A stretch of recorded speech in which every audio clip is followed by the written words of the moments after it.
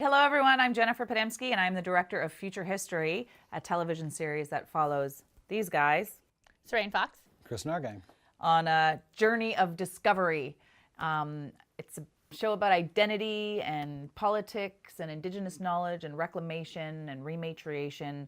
And I believe that these two incredible hosts have taken us on an incredible journey throughout Ontario and a little bit of Quebec, and have introduced us to people that are doing amazing things in the community to harness indigenous knowledge and bring it into the future and introduce it to the rest of the world. And in today's episode, we got to meet some pretty amazing people in our justice episode. Sarah Mainville, amazing lawyer, and had some incredible words to share with us. Was there anything that stood out to you from this episode? That, I mean, we went to Kingston to visit with Jim Johnson to the penitentiary. That was really quite intense. And then we did a kind of a different kind of justice segment with Nish Dish Marketeria and Joel White Duck. Yeah. Who started in justice, working in the justice system, and then became a chef.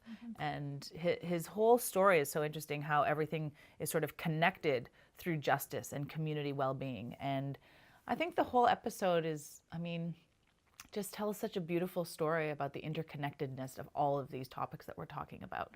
Anything stand out for you? Well, the reason I just sort of started laughing is because so many times in this show, there were just these like moments that was like, oh my gosh, this can't be happening. Like, you know, where life just interconnected us over and over. And so when we were at the penitentiary, it was so intense for me because I'm not the type of person that can be locked up. Like, even just being in there made me feel like I was trapped and like triggered me. But then also just knowing that there are all these programs that should be running, but the reason they're not running is because there's literally not putting in the people, hiring the people to make it happen. I just felt like such a huge, another injustice was going on. And then to meet these young men who, yes, have done complicated things and have complicated history with the judicial system, but still you can tell are good people. Their spirits are good. So that day was just so intense, but as we were leaving, the sacred space at the penitentiary, I heard my name. Like being called from yeah. from a like window. I just heard my name and I kept trying to figure out what it was, and I was like, Sarain! Sarain! And then I like look up and it's somebody calling to me from in a window across the yard, and they're calling at me from a window, and now this prison guard is saying like he's gonna get in trouble for calling you. And then I just walked up to the fence and I was like, hey, and they said who they were, and it was actually somebody I went to elementary school with, who I hadn't seen since elementary school, and they had recognized me in their cell. The whole prison had to be on lockdown while we were there. So what are the chances that their cell looked out directly into the place that we were filming, and that he recognized me? And I felt like that was such a blessing, because I know that he must have felt like there was some kind of normalcy, that he was able to call out to someone that still knew him. And because it was such a long time ago, because it was from elementary school, it was such a complex feeling. I felt overwhelmed that he was in jail.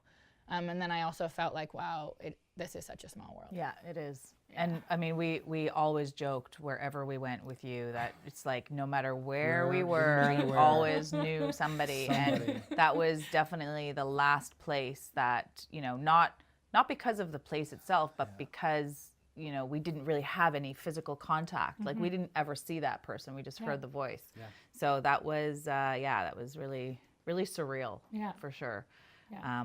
But yeah, that whole segment was amazing. And I'm so grateful to the men that joined us in that piece to share their stories and to see that sacred space that was created by Jim and the efforts that he's been able to put forward. And it's hard to hear his frustrations, you know. Yeah. I mean, Jim's a great guy. I've known Jim quite a bit of my life, actually. He's from my community and was on council with me for a number of years, and, you know, considered an elder and, you know, a spiritual person for our community. And then I watched him, you know, and I was thinking about, you know, how positive he always is and jovial and smiling. And as he spoke with us and talked about all the things and the lack of resources, he couldn't move people because he didn't have another person with him, and just very small things that you think could be rectified in a hurry.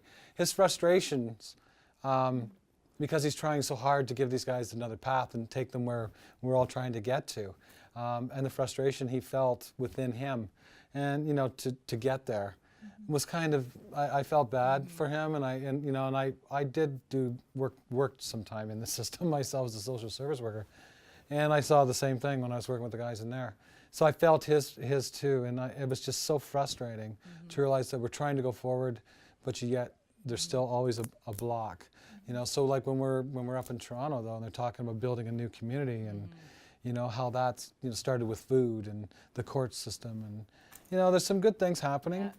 And some progress is being made, but it's such a long, hard road, and these people are so dedicated and strong to carry on.